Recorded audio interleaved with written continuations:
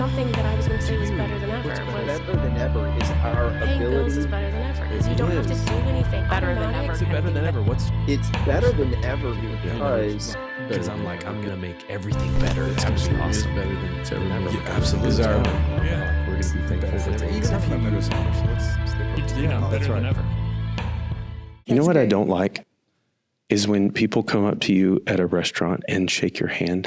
And then it's just weird. That was the best intro. It's- I was actually hanging out with friends they're new friends. Yeah. And so it was a great impression. They're like, who's that guy? I was like, I just met him too. It was You're great. just some guy. He just messaged me, and I don't know what's going on.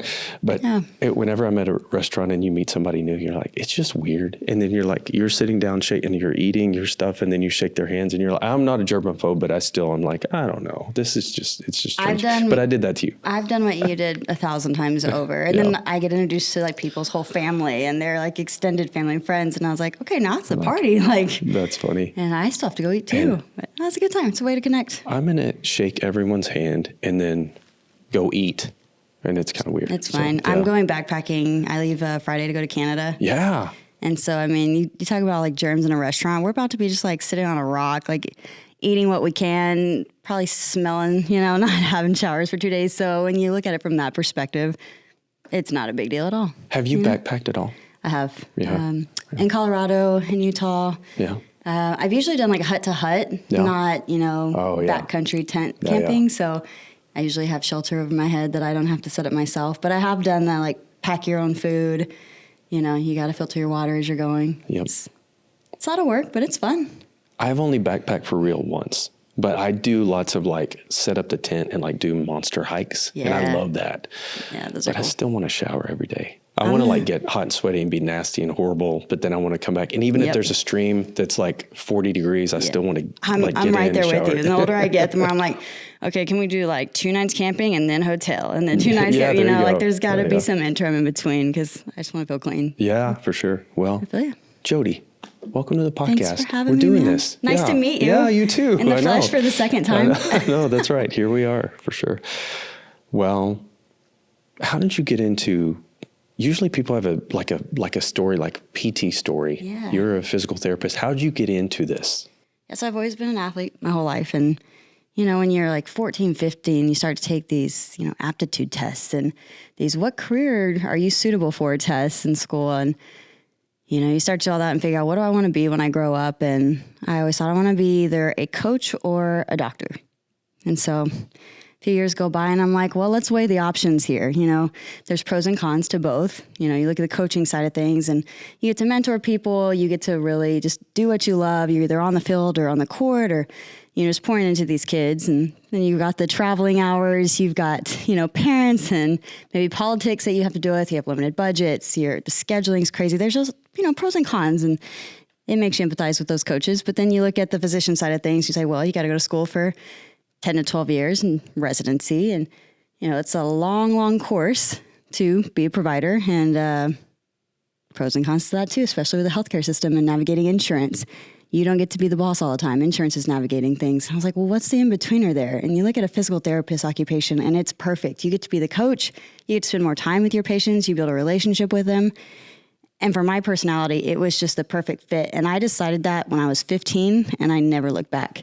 Really? And 15? And I wish I could say like, yeah, that was like all me, but I really do think that was just God's provision over my life because I'm a pretty indecisive person and I could be dabbling in one thing and a year later I'm like, I'm going to go try this and a lot of different hobbies and interests, but this is the one thing in my life that's always been a constant steady that I knew I was passionate about, that I love, and never looked back. That's cool. Sometimes people arrive at some sort of therapy because they're injured. Mm-hmm. And so, but that's not your story. Not my story. Right. I actually have never had like formal physical therapy. A lot of people say I tore my ACL and I went through therapy and I loved it. So now I'm a therapist. And you're right. People do have that story, but I've had aches and pains. I've had a ton of little injuries, but nothing that was like, I met a therapist, they inspired me and I followed along. I just knew I always wanted to help people in a very specific kind of way.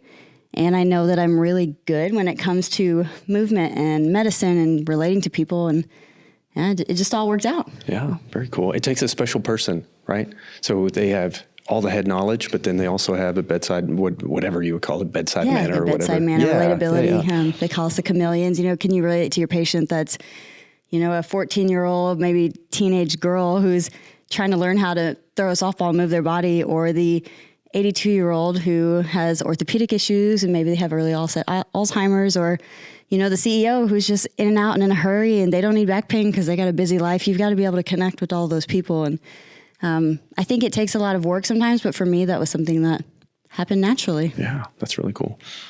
I went to Bodyworks 2.5 years ago, but something that's important for me is that it seems like anytime I was injured and you go to the traditional kind of physician or something, what do they tell you?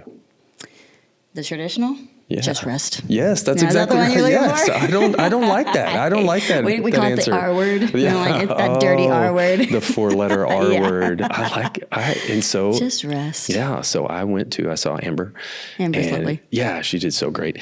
And I didn't want people to tell me to rest because I'm like, I feel like I could almost be, in a hospital bed, and I'm going to figure out how to do some push-ups or like pull-ups or something. I'm going to do something. We're going to be those people. Yes, that's exactly right. Yeah.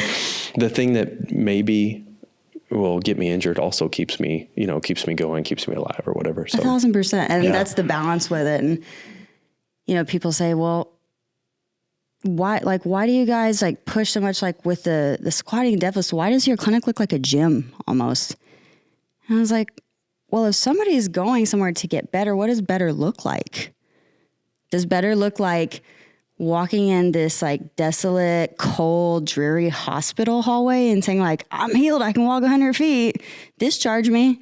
Or does better look like, hey, I can go to Disney World with my grandkids and I can walk around all day and I'm riding rides and I'm, carrying grandbaby, no problem. I'm lifting stuff, I'm pushing, I'm pulling, and it looks more like the gym. It's functional. So where did we go wrong in healthcare? We were just all playing defense, and not necessarily physical therapy, just healthcare in general. And so you break it down to the PT side of things, and it's like, okay, well, let's emulate that. How can we still provide good care and it have layers of hey, right now we're in the pain phase. We got to, put out that fire.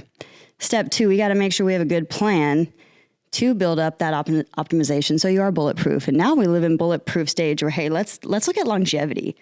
How can we stay bulletproof for the long run? Because we're going to age and, time is finite and it's a normal part of life. And so what does that look like in each decade and how can we be smart about that? So we educate people a lot. That's great. I have asthma. I take an asthma medication. I have to go in every, year or year and a half or whatever.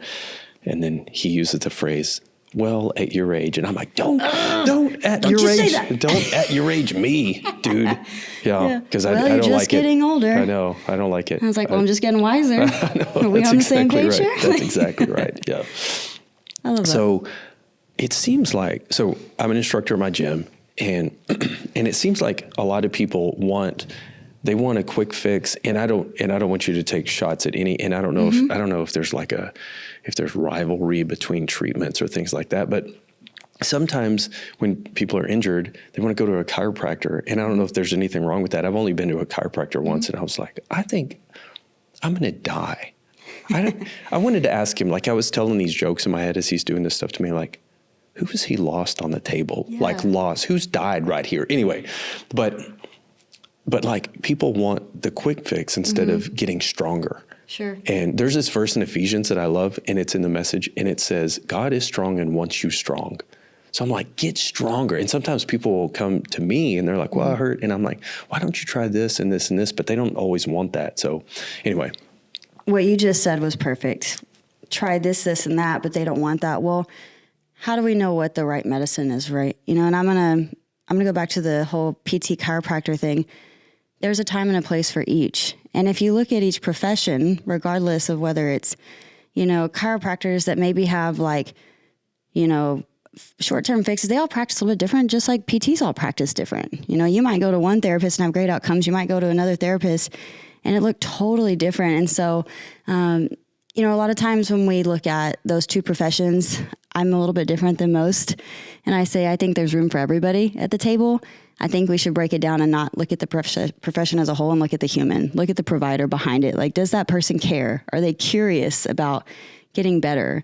Are they constantly seeking out knowledge and looking at, okay, who's the other human in front of me? Who's the patient? And how can I best help them? Because I have referred people, hey, go see my chiropractor friend so-and-so.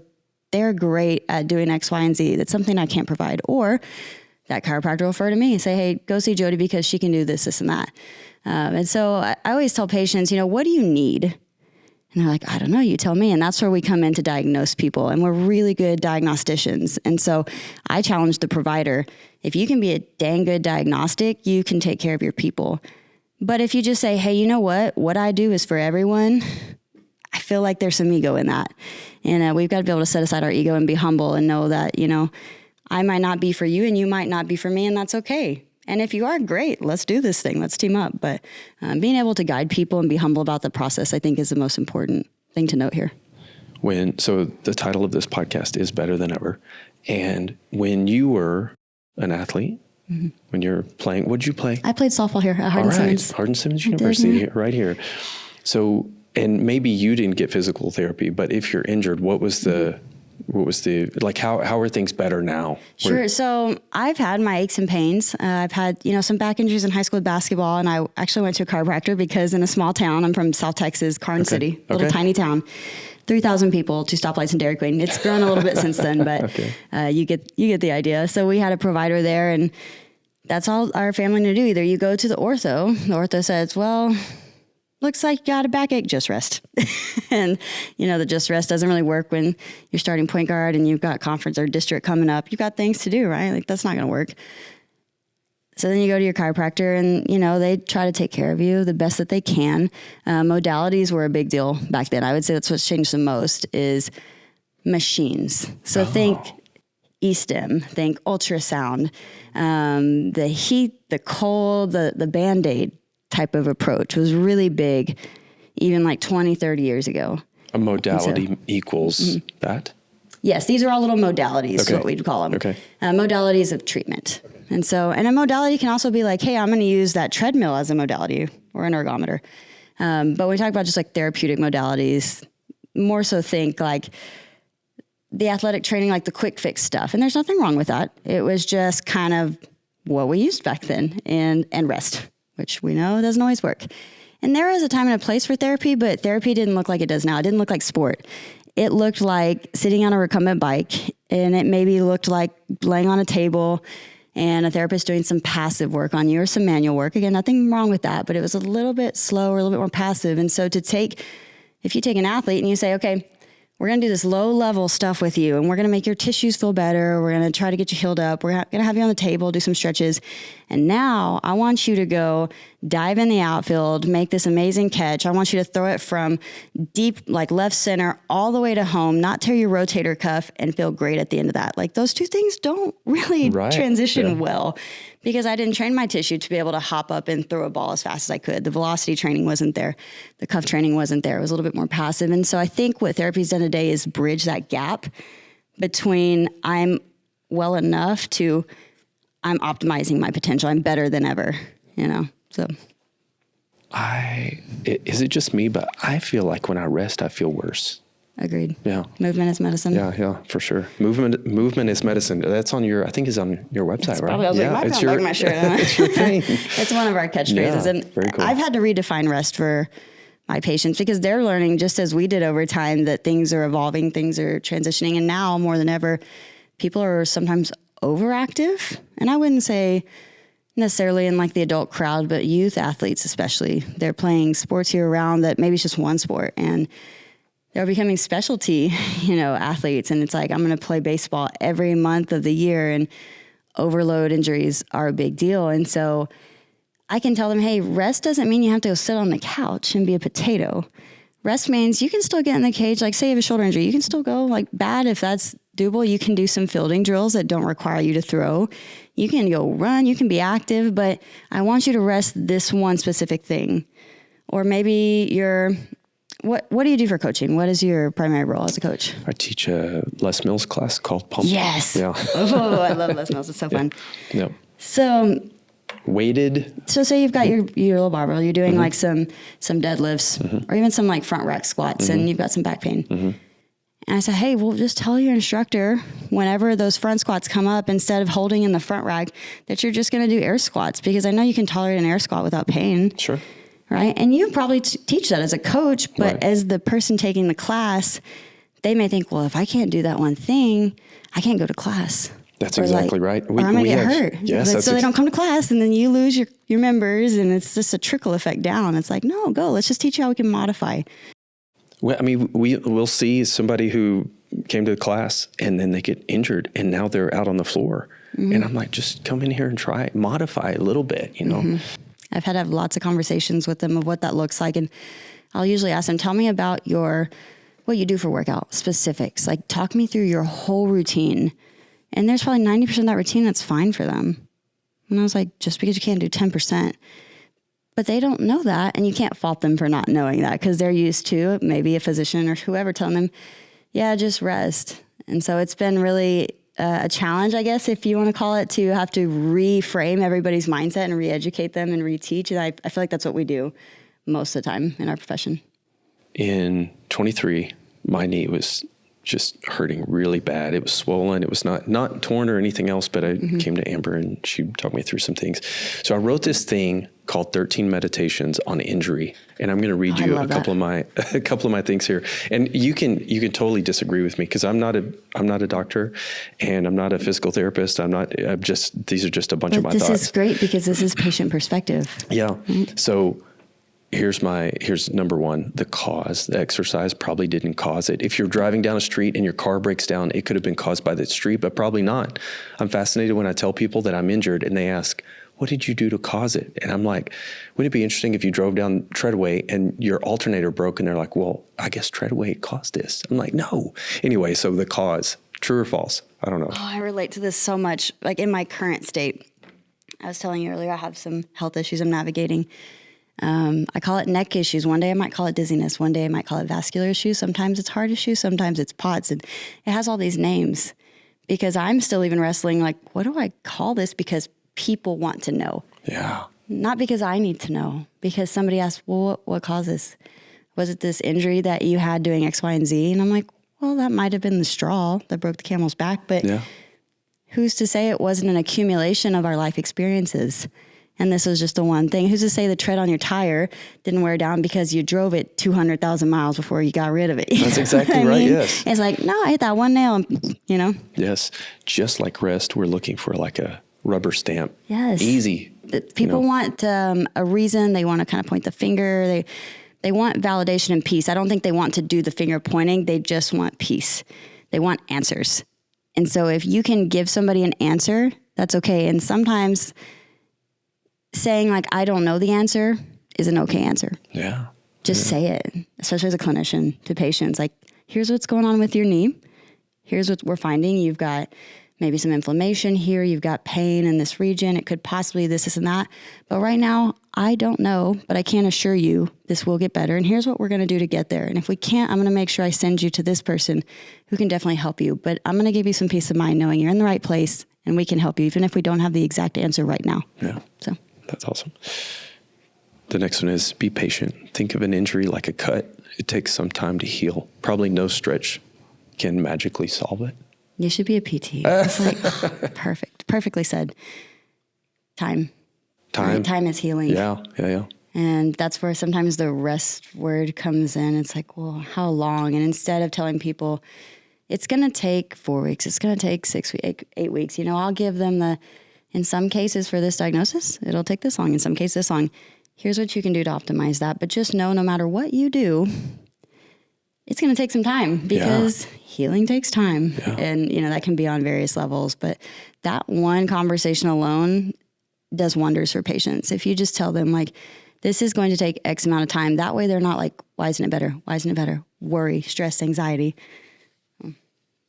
Isn't it interesting where, I don't know if you do this, but if you have, for example, a headache, and then you take ibuprofen, when in an hour or two, when it goes away, you don't even notice.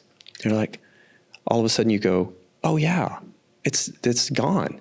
And I was doing, my back just hurts me a lot. And so, but I started a new exercise, and I got out of bed a week or two ago, and I was like, it doesn't hurt. Yeah. Like, but I didn't even notice. Like, I would just went about my day, and then I look back and I was like, oh my gosh, it's incredible. So number 3, learn. You have to tap into resources and experts, but the only person, okay, I'm really big on this. The only person capable of finding and fixing the pain is the patient. That's right. Is that true? Tell me about That's that. so true. Yeah. You can disagree, by the way. I taught debate. I'm like, whew, we're so in alignment that this is scary right now. Because I do personally resonate with this, not just as a therapist, but as my own patient.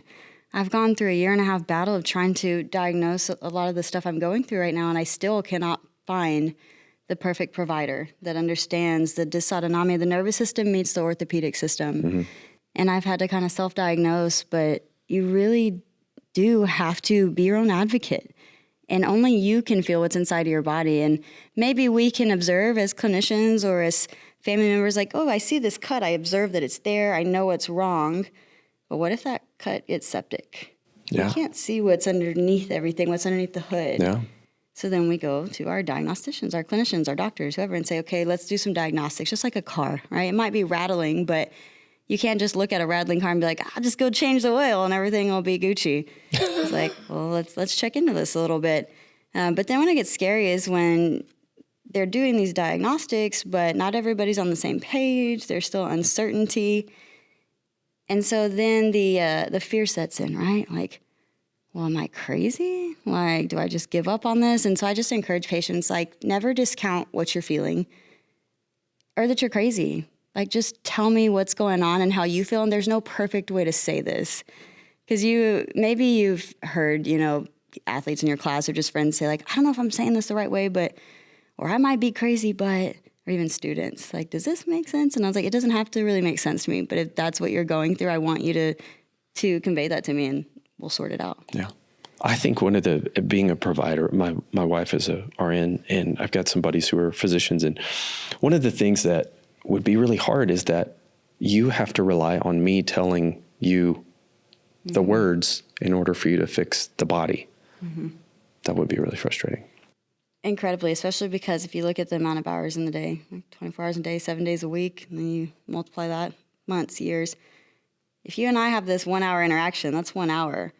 What are you going to do for the remaining 23 hours of the day? That's exactly right. I'm not falling around like Doc in the Park, like saying like, hey, don't do that. That's probably not the best idea. Or like, yeah, you should definitely do that. Yeah, and just, the guidance. And so being able to have tools in your toolbox is very important. And I try to emphasize that with my patients. Like, I'm going to say something and I need you to really listen because this is another tool for your toolbox.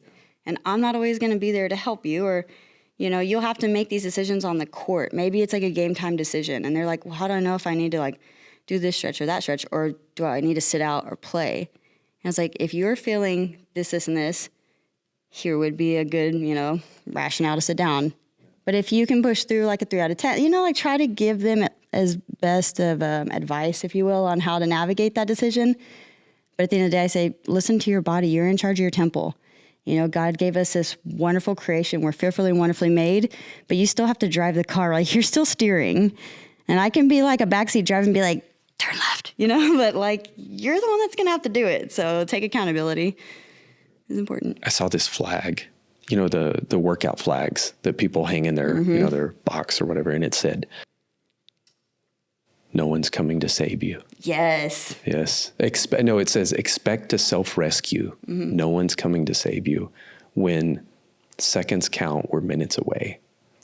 And so it's that idea of like, or work harder, no one cares. Yeah, really. That one as like, well. Yeah. Cam Haynes for sure. Yeah. But that idea that like, you got to be the one to, you're not going to be there when I'm doing a push-up or whatever. Like, I gotta figure out where my shoulder goes and where my knees go over a squat and everything. Yeah. It's hard to teach that.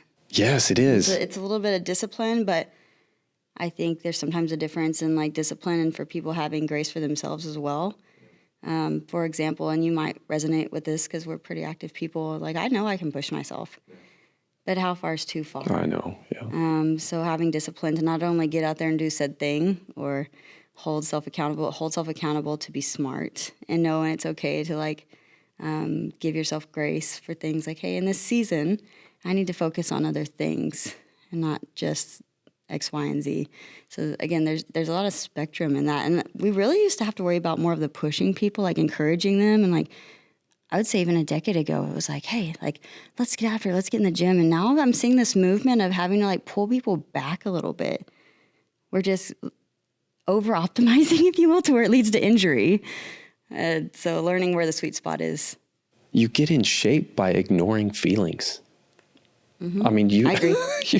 you have to ignore all your feelings in order Yes. to, you go and eat, like even after you're in shape, you go on a run and you're ignoring all kinds of feelings. Yesterday I did a CrossFit thing and it was like, it was outside with the sled and the was and the hot kettlebell, yesterday. and it was like it was 99 to 102 or something like that.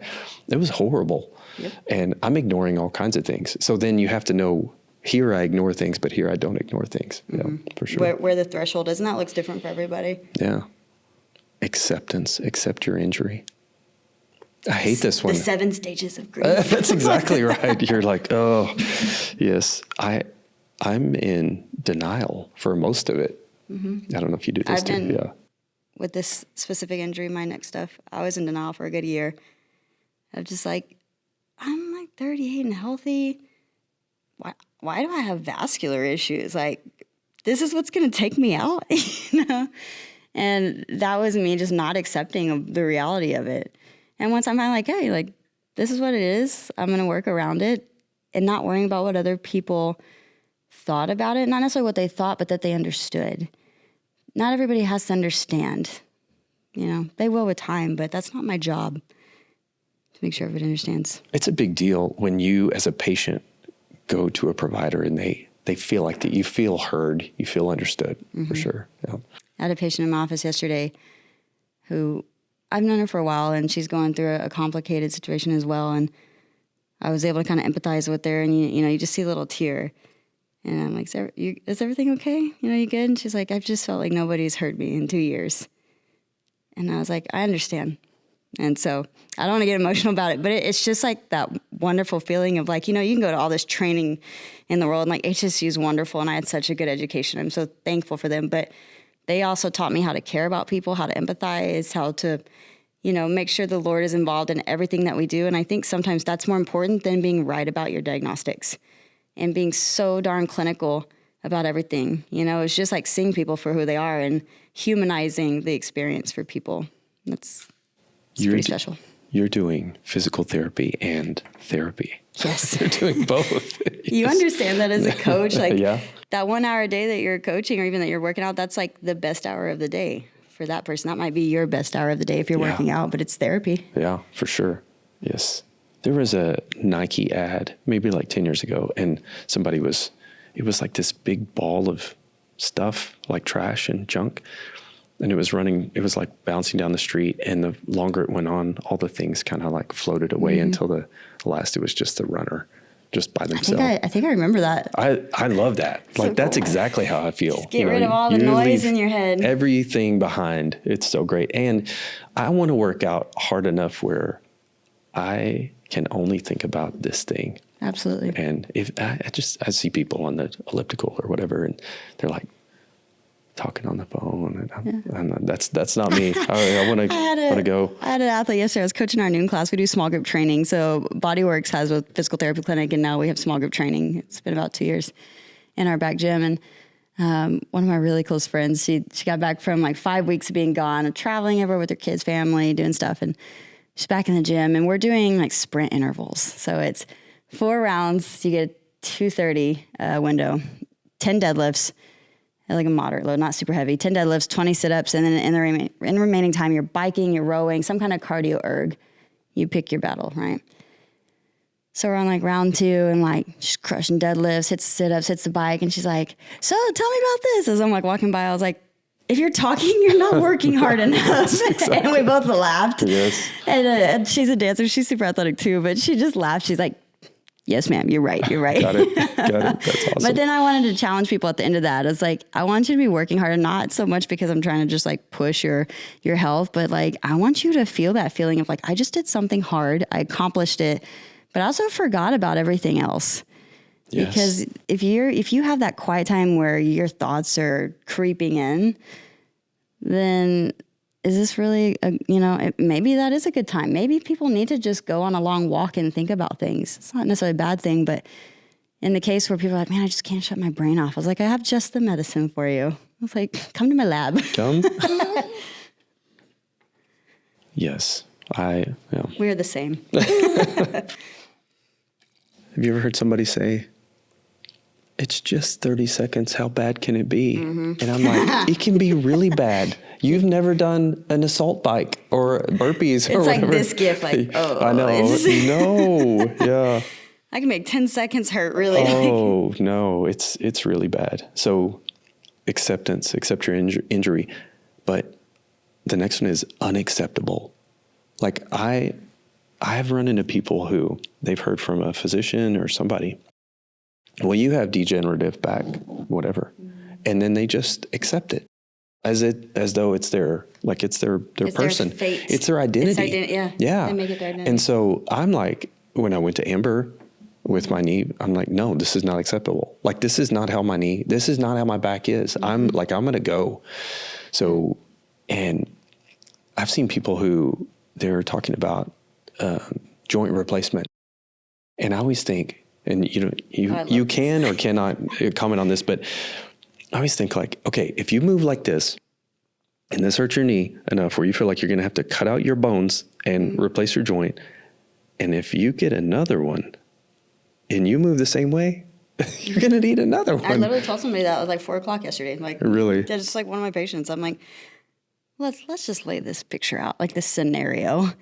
And I was like, we haven't really fixed the way you moved where it's optimal. We haven't addressed certain tissue things. So who's to say those things are just going to magically be better?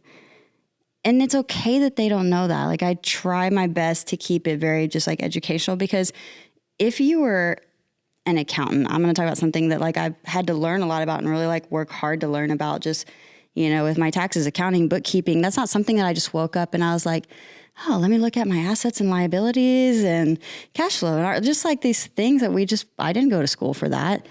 They didn't go to school, in healthcare. And we learned what maybe our parents passed on to us or these ideologies. But you can't ever be sarcastic or demeaning about that kind of stuff, even though it is kind of rudimentary. It's like, so you're telling me you're going to pay X amount of dollars to let some Joe Schmo random cut things, which now he just that cut alone created an injury. A surgical incision could technically be an injury, but because it came from a surgeon under, a safe setting, now it's okay. But if I took this knife and just, that's not okay. Same-ish. And now your physiology is involved, right? And yes, we might fix the orthopedic side of things. We might fix the vascular, look at systems in the body. Those things might be fixed, but now your nervous system is trash. And that has become a huge topic in our field, is teaching people about their brain and the nerves and the spinal cord and how that's the hardware. Like, that controls what happens, everything down here. If you don't have your brain in the right place, everything else goes to crap, if you will. And so a lot of education around that. And especially like with your knee injury motor control, you might be able to think, I want my knee to do this. But if we haven't practiced that certain movement pattern under a certain load, tissue thresholds, your nervous system will shut that quad down. And have you ever had that feeling where you're like, maybe your knee's aching, you're just walking, your quad gives out, and it's like, oh gosh, like my quad just stopped working, but I could do like this, 500-pound leg press. Why can't my quad support me when I'm walking? 100%. Yes. It's like, because the Lord created us to protect ourselves. And when there's just maybe a niche of pain, the brain tells that quad, hey, stop firing real quick, because any bit more pull, you're going to do some damage. And it's not a volitional response or a thought that people are like, I actually thought about my quad doing that. Just like our shoulders when we're stressed, we didn't think I'm going to proactively pull my shoulders up to my ears because I am stressed, or I'm going to grip my teeth. It's just something that happens, non-voluntary, if you will. Have you seen that glute amnesia? Mm-hmm. I have that. Yeah. Like, that sounds ridiculous, but it's Yeah, real. it's a Like real when I'm doing thing. a squat and my glutes are literally they're Yeah. just turning off. And Yeah. You're like, hey, you guys back there? How I can know. I help out? I know. Help me. I learned that, like, through the process with Amber, and I learned about my knee, that if my knee starts to hurt, it's my hip. Mm-hmm. It's 100% my hip, and my rotation's not. And because I kept thinking, like, how can I run and yet, like, walking around the house destroys my knee? Mm-hmm. And so I had to keep going, keep thinking about, like, what about this is hurting it. So Mechanical. I want to go back to the glute amnesia thing. yeah. You know, we say up the chain and down the chain, the mechanical chain. So our bodies, we go from being mobile to stable at different segments, kind of like a chain. Think about different segments of a chain linked together, like loops of a chain like this. So if you look at, your neck, it's meant to be more mobile. You look at your thoracic spine, more stable, lumbar, more mobile. It's just like different things go, like they alternate. And it's really cool that we were made that way. And if one area is supposed to be stable, but the above and below, they're also not leaning towards mobile. Those things aren't working right together biomechanically. So we say, look up the chain, down the chain. Is there something missing, the sandwich effect in between, where your sandwich, instead of having 2 slices of bread, it only has 1 slice? Maybe you like your sandwich that way. I don't know. But I wouldn't want to walk around with that extra pain and just ignore other things. So that's where the beauty of coming to a physical therapist is like, let us look at you as a whole and see if we can find any chinks in your armor. Because even some of the most obvious injuries, like, you're a smart guy, I bet you could have, done your research and said, well, this could be what's going on with my knee. Like, I'm getting really close, maybe 90% right on your own diagnosis, but that extra 10% is somebody maybe just looking at you and observing and watching and finding that. And I've even had to do that for myself. Like, Amber worked on me last week.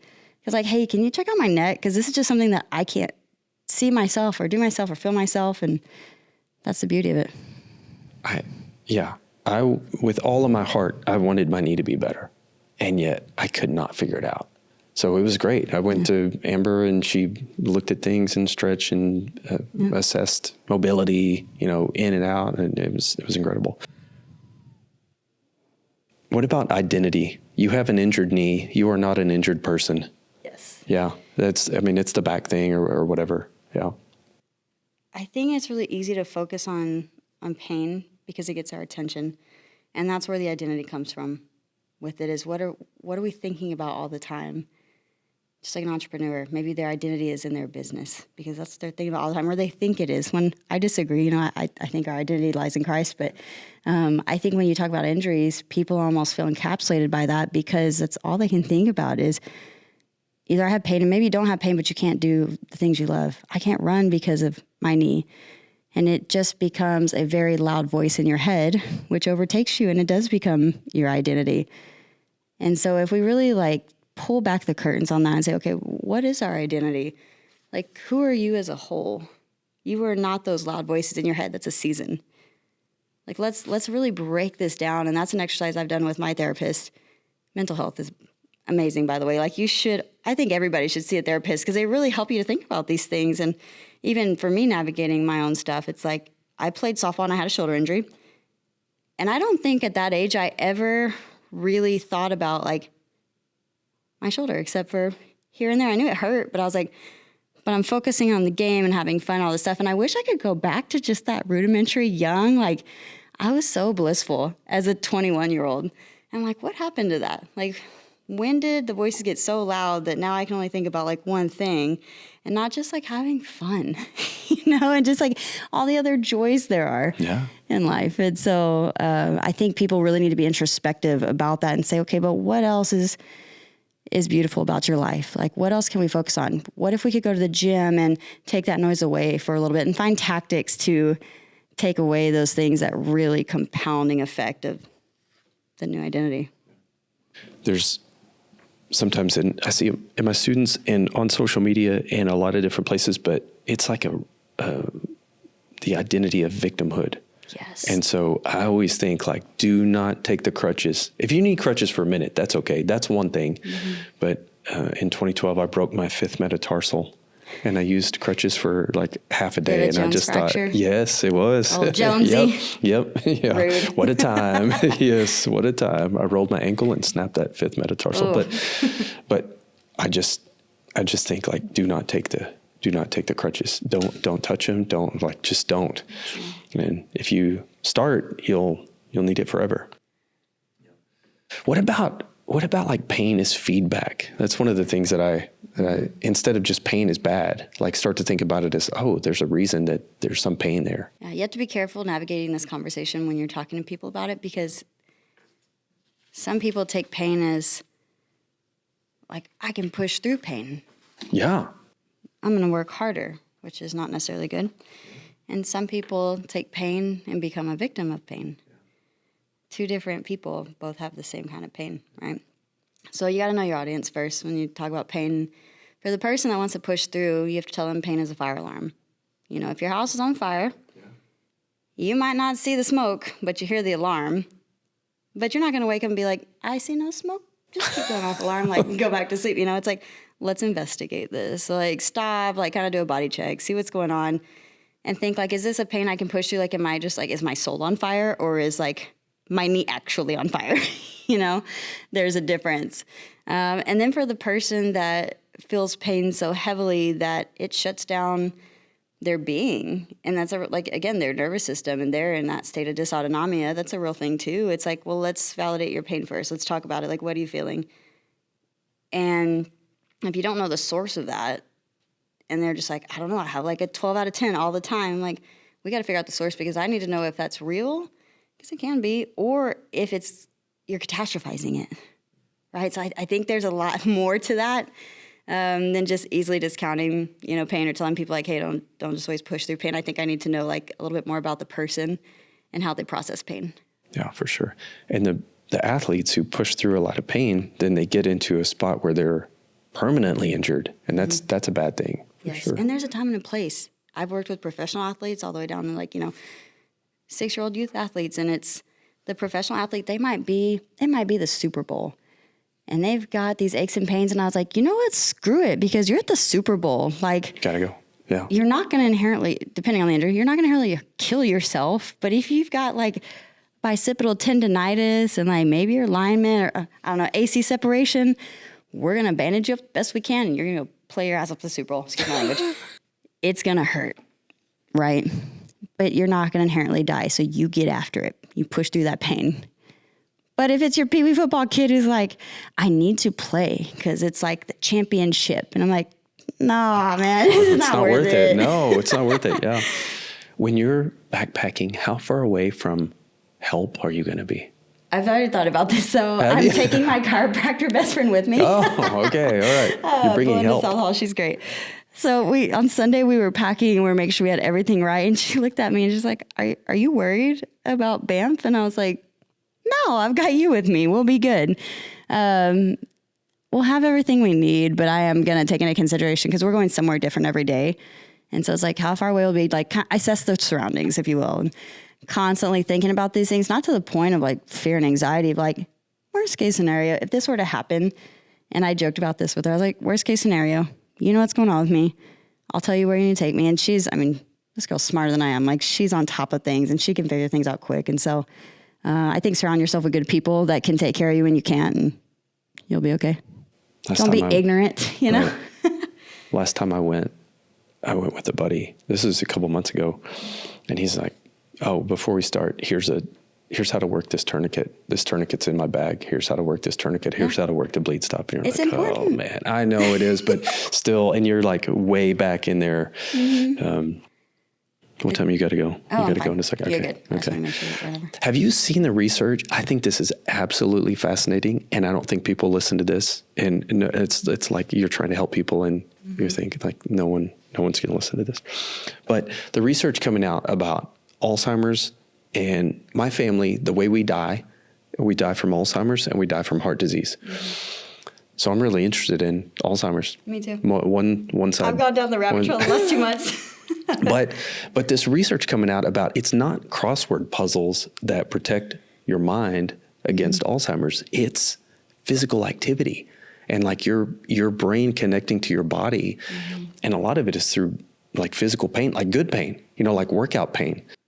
And Yeah, resiliency. And it keeps you sharp for longer.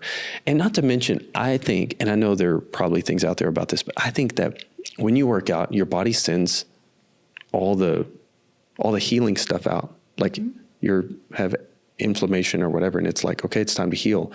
Your muscles are broken down. It's time to heal them. And then that is like a systemic. That's like your whole body thing. So I can't prove that, but and it's such a hard thing to answer because you can even break it down to sleep. Like you might be doing all the things right during the day and doing all this like anti-aging stuff, and you're doing the crossword puzzles and you're doing brain games on your phone. But we could argue that too. It's like, but did you wear your blue light glasses and are you looking down? But if you're not recovering, and there's a lot of very important processes that happen during the night, during deep sleep, you got to get into good waves of sleep to get that. Then all of that is nil.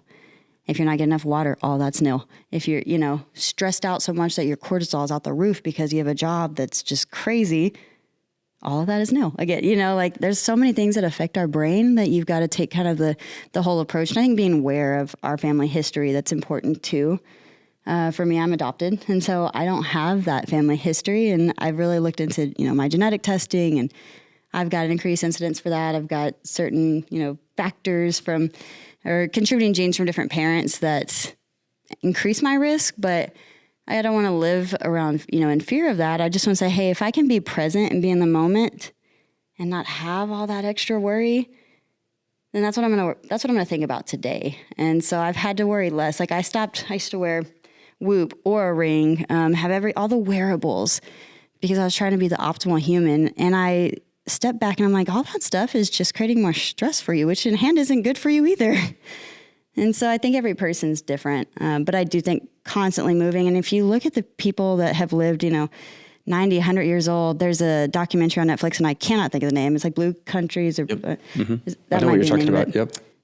You look at those populations and they're very primitive, like easy, simple life. They grow their own food. They do things in community. I think back to, like Jesus having his 12 best friends. He didn't have 12,000 best friends. He didn't have so many things to worry about. It wasn't fast life. He took time to go into the garden and rest and think and contemplate. He took time to have a meal. You're just like the whole what would Jesus do?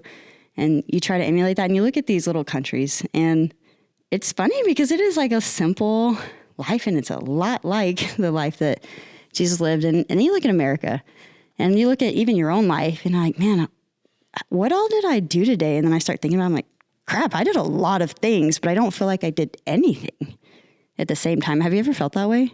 And it feels like everything is on a conquest to fill in all the gaps, to make it busier and busier and faster and everything. Yeah, absolutely. You get to I used to come to work on Monday and people would say, how was your weekend? What'd you do? And I was like, I don't even know. What did I do? I don't know. What did I do? So one of the things I study is media, and I'm really fascinated with media and how media shapes mindset. And so what does the media get wrong about injury? Like when I say media and injury, like what's a movie, what's a show that comes to mind? I don't know if there's necessarily a certain show. I would say that again, going back to the word catastrophize, like they really want to put emphasis on one thing. Like what's the fad right now? And what's the way to fix it? And we have to counter those myths all the time in therapy. Like right now, the hot topic is maybe lymphatic drainage with vibration plates. All the ladies are doing it. Like I did my whole body vibration dissertation or study when I was a senior here at Hardin-Simmons undergrad. I presented some research out in Vegas, and that was 2009 or 10. Like it's been a while, 16 years ago. And I'm like, oh, the whole vibration thing is coming back, these plates. And it's like, yeah, well, people will stand on these plates. They'll get lymphatic drainage. It's a hot new thing. Osteoporosis, anti-aging. We don't need to lift weights anymore. GLPs. And, and I'm not a hater of any of those things. I think it's great. Or weight vests. You remember the weight vest thing? I live by the park and I see the weight vests almost every day. They're like an army. I love it so much. And I'm like, I wear a weight vest too, but I always ask people like, how much does your vest weigh? And it's 5 pounds. Yes. And like, why are you wearing it? Right. because my friend told me to, or because I saw on the internet that it can help with X, Y, and Z. And I was like, did you look more into that? Well, I asked ChatGPT, and they said, yeah, that's another one is the AI stuff. But honestly, that's been a little bit helpful because then they said, well, I did ask ChatGPT, and they said that it should be at least 10% of my body weight to have a positive effect. And I said, okay, let's do some girl math. If your vest weighs 8 pounds and you weigh whatever you weigh, Probably not 80. Yeah, right? Like, Yeah. But, you have to be delicate about that stuff. I was like, is that giving you an effect? And they just laugh. I was like, don't wear that vest then. I was like, or make it heavier. Like, what's the purpose of this? Yeah. So I think that's the big thing. It's just all the fads and stuff that's coming out. And even injuries, like people say, if I do if this clinic has a force plate, they must be the most awesome, cool clinic for ACLs because they'll be able to measure my force production. What is that? Like a squat machine that So they look measures? they just look like little scales. Okay. Almost. And they're side by side, or it can be one long one. There's different brands. And you can do jump test on them. You can do like an isolated or isometric pull, like a deadlift. It'll measure how much force you're pushing basically through the ground. So say ACL tear or knee injury, and I wanted to test both legs, just a hop test. Is my injured leg producing enough force to where it's symmetrical with my uninjured leg? Less, more, to what degree, at what time frame, because at some point, like say you're only a few months out and you're just starting to do this stuff, you want to be at a certain percentage. You don't want to be 100%, but it's good to monitor these things. But you don't necessarily need all that fancy stuff. And especially if me as an entrepreneur in a small business, I'm not going to go spend like $8,000 or, renting out like for Vald plates. They're amazing plates. That's a brand. But you can't buy them. You have to basically rent them out. But if you're not using them consistently, then the ROI is not there and it's not worth it. HSU has plates. So you know what we do? We're going to take our ACL patients. Hey, you know what? I'm going to take you up to HSU. I'm going to call Dr. Ruitt or the professors over there and say, hey, can we partner? You guys have this really cool equipment. This is a great opportunity for your students, to learn how to use this equipment. This is a great opportunity for my athletes to be exposed to a new environment. Maybe they're going to meet their best friend there. I don't know. But, just build community and partnerships, and now it all works out. So I think another thing is like really looking to the clinic and say, who's the clinician as a person? What kind of services do they offer? Not what kind of machines do they have? How fancy is their equipment? Because I can tell you've been in our space. Like it's industrial, it's simple, it doesn't have all the fancy bells and whistles, but it's cool. Yeah. We're really good at what we do. Like we're good people. It does look like it. It does. It does look like a gym, and I like that. Yeah. And then I like that y'all are coaches and look like coaches, and so it's easy for me to take recommendations from you instead of a while back, maybe like 10 or 15 years ago, I was having problems and I went to see a physician and he's just like the R word, and he doesn't exactly look like the athlete who I want to take. I want to take things from. Well, doesn't that like drive you nuts when you have a human you're taking health advice from that doesn't look healthy? That's like the nicest way I can say it. What's your mile time, bro? Yeah. That's what I was like. Do you even gym? I know. No. Can you do a push up? Or when you say like a power clean and they just look at you, it's like, yeah, I don't even know what I'm talking about. I love that when I went to Amber and like I can say all the, Same language. Like it hurts this and it doesn't hurt doing this, and they know all the lingo and can speak my language. When I said the thing about media, my back hurts a lot. And did you watch The Incredibles? You know The Incredibles? Yeah, I love The Incredibles.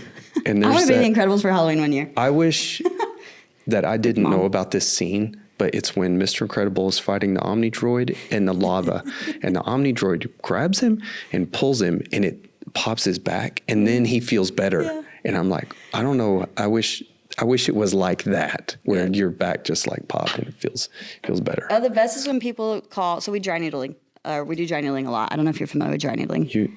Yes, I received this. It's like my wife was there, and she goes to my doctor's appointments with me because I don't listen very well. I listen to you like this very well, but I don't listen. And so she went with me, and Amber dry needled me, my knee, and was it your quad? Yes, and my wife claims that I yelled. I don't think I yelled, but she's like, you yelled. So everyone has a different response to it. But the idea of dry needling real quick is we take a needle, and it's a solid point needle. We go into a myofascial trigger point. So if your muscle should be laying parallel, nice and pretty like this, and you've got a muscle that has a knot in it, it's sitting like this. Fascinatingly enough, you can take a sharp object and you can push it into that, and you get what we call a twitch response. So it's a non-volitional contraction of the muscle. Non-volitional. Non-volitional. And they'll yell. And it kind of hurts sometimes. Yeah. It's like getting frogged is the best way I can explain Yeah. it. And your nervous system resets, and you're going to be sore for a little while, but the next day it's like, oh, that cleared up that area. Now, the diagnostician has to be corrected and explained to the patient of, hey, this one-time thing isn't going to be like what just like heals you and cures you, because otherwise we've missed the mark. This is another modality, if you will. So we talk about the old school modalities like E-stim and ultrasound, and then we talk about new age modalities like blood flow restriction training, dry needling with E-stim. Those are some of the newer techniques that we use. But none of them is the one thing fixes all. So as long as you know that, and we still get patients that will call and they'll ask our front desk, like, do you guys do dry needling? I heard that it's going to heal my neck pain. And so they've had to be trained on how to answer that question, just like the pop of the back for Right. Mr. Incredible. Yes. Like people come in and say, can you just pop my back? Like they kind of want to tell you what to do. And we have to be very cautious not to get like smirky about it. Just like, no, it's like, well, tell me why you think that would be helpful to you. And I just like Socratic method the heck out of people That's sometimes. good. So like ask them a rhetorical question. Yeah, It's yeah. like, well, tell me why you think that would work. Like, well, one time I went here and they popped in and it helped. And I said, okay, well, when was that? And what was going on? Was it the same exact thing, same pain, same area? It feels exactly the same. Well, no, it's a little different. Okay, well, let's treat this different.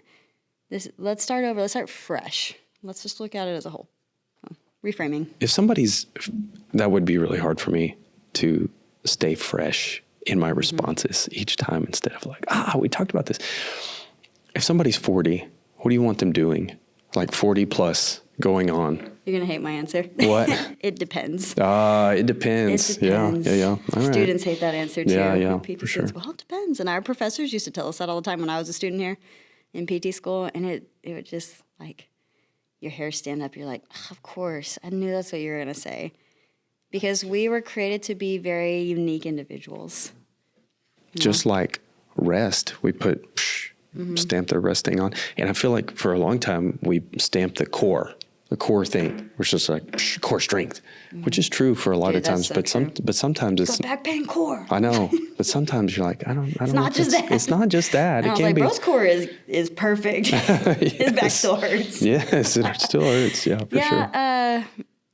I would encourage people to move in whatever aspect is enjoyable for them, because at a certain point in life, like CrossFit, I love CrossFit. I don't know if you know my background and my history, but I was a CrossFit junkie for like 12 years, and this week is our Super Bowl of CrossFit. It's the CrossFit Games, and for 7 years, I was going to the games, like working with athletes. A good friend of mine, Ariel Lowen, she used to actually work here at Hardin Simmons in the, I think, admissions department, and she's been a pro athlete for a while, and it was just a huge part of my life, and I was good at it. And then, age comes along, and things start kind of wearing down. I had some health issues, and I can't tolerate it from a cardiovascular system right now because, again, I'm working on some heart things, vascular things, and that was really depressing for me. And I had to accept my injury and no, it's not my identity. And people had a hard time with that too. Like, you don't CrossFit anymore. And I was like, I moved to the best of my ability, which is safe for me. And it wasn't enjoyable for a long time because I was forcing it. And I was like, why can't I do this? And I'm frustrated and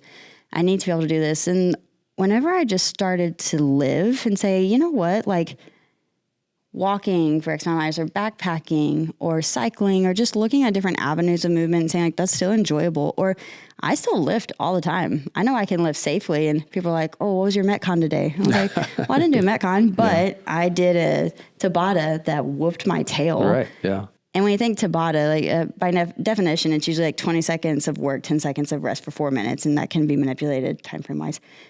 I did an 8-minute Tabata and I did leg press, like heavy leg press, heavy hamstring curls, battle ropes, which are like, they're like the equivalent of burpees is a battle rope to me in the HIIT gym, and like calf raises, like just those 4 movements, 8 minutes, and it whipped my tail because the volume happens really fast. Thinking like 80 reps of everything. And then you need In a 8 towel minutes. because you cry. Yeah. Crying. And I was It's like, horrible. I didn't do CrossFit, but I did an 8-minute Tabata. And it was great. So I just had to learn to retrain like how I train. And giving people permission to do that is really important too, as a provider of like, hey, you can still do this, or you can find joy in this, or have you tried doing this? And, you know, open the avenue. So for 40 plus, find a hobby you like. What's wrapping up here? What's a book? A book people should read? The Body Keeps Score. Oh yeah. Have you read that one? I have not. I It's need to on my go list. revisit it. I read Yeah. it a while back, and my patient, I train a 82-year-old physician and his wife, who's also 82. He can hold a plank probably longer than I could, and he's still a practicing clinician, like sharp, so sharp. And he came to me like a month ago, and he's like, I started reading this book called The Body Keeps Score, and I was like, oh yeah, that's a good book. And he's like, it's fascinating. So every time he comes in, he has like a new little nugget, and I'm reminded of those things. And I was like, yeah, it's pretty cool. And he's very smart, 82-year-old physician, but it's just the book is rudimentary. It tells you a little bit more about yourself. It teaches you about yourself and your body and how to listen to those pain alarms. And it doesn't matter how much you want to win, your body's still keeping score. And that's a good message for me, who's constant like overachiever and constant drive of like, you can want this a whole lot, but how's your body doing? You know? Have you done any deliberate cold exposure? I have. Yeah. I got 2 Aprils ago. I got a trough, and just through the summer, I just did in the first thing in the morning, and it's like that's not a big deal. How long were you doing it for? 3 minutes. Okay. But then I kept going all the way through the winter. Like that, we had the ice storm. Oh, is that? And I Yeah, did that's good. 32.8 degrees. Yeah. But that day I just did it for a minute. But I got in, and then I get out, and it was 16 degrees outside, and I just stood there because it felt warmer. You're like, I'm so resilient. And it's anyway. But the body keeps a score. Why can't I remember? I can't remember how. And now I have a chiller unit, like with a pump, and it keeps it as like 57 degrees, 57 to 61 degrees. And then in the wintertime, I'll keep it at like whatever, 44 or whatever. But I can't remember how that hurts. It's really weird. Well, going back to the neuro side of things. Yeah. If you have pain in your shoulder, or do you have pain right now? Just like while you're existing right in this moment. Anyway. My don't assess me, Jodi. I'm just kidding. This is easy. My back hurts a little bit. Little achy. Just like a 1 or 2. What if I kicked you as hard as I could in the shin? I wouldn't notice it anymore. Right? Right. You wouldn't feel Yeah. your back pain because Right. you would be like, holy crud. Like why did that just happen? But you'd feel the pain there. So we're constantly listening to like that loudest alarm. And so, yeah, like that cold might've been maybe traumatic.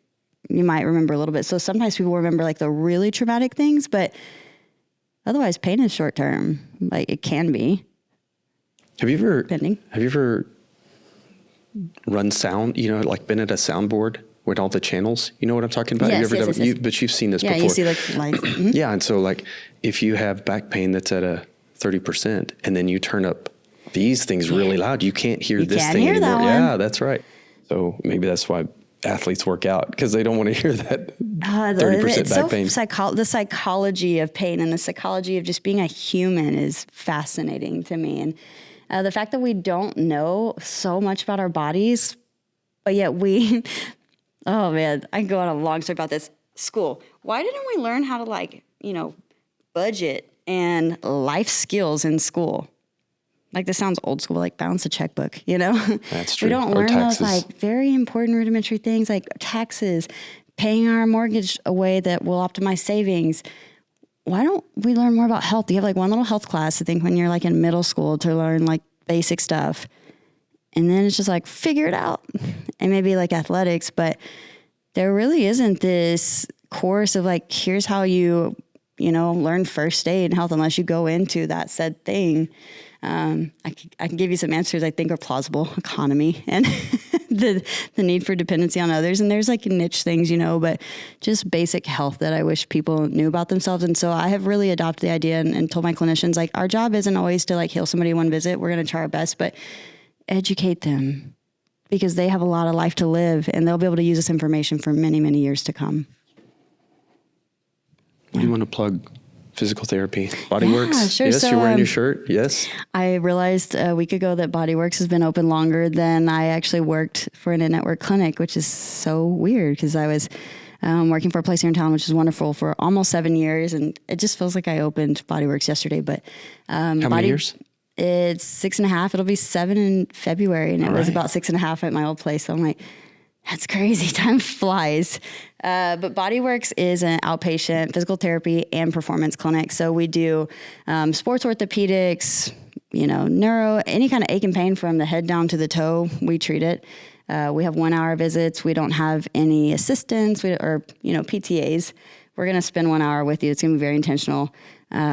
We treat people a little different, in the way that will really help them have effective therapy. And that's not saying therapy is bad anywhere else. We just really want to do people right and not let insurance dictate their care. So we don't take insurance, but people can apply for insurance if they'd like to for reimbursement. So, you're not out too much money. And it's just a different way to do therapy. And we'd really encourage people to give us a try. If you've got any aches or pains, we can help you out. And if you want a gym setting, small group training, we do that too, because longevity is key. It's a great place. Yeah. Well, Thanks for having me. yes. Thanks for coming on. We did it. Thank you so much, Jodi. Appreciate you, man. Yeah.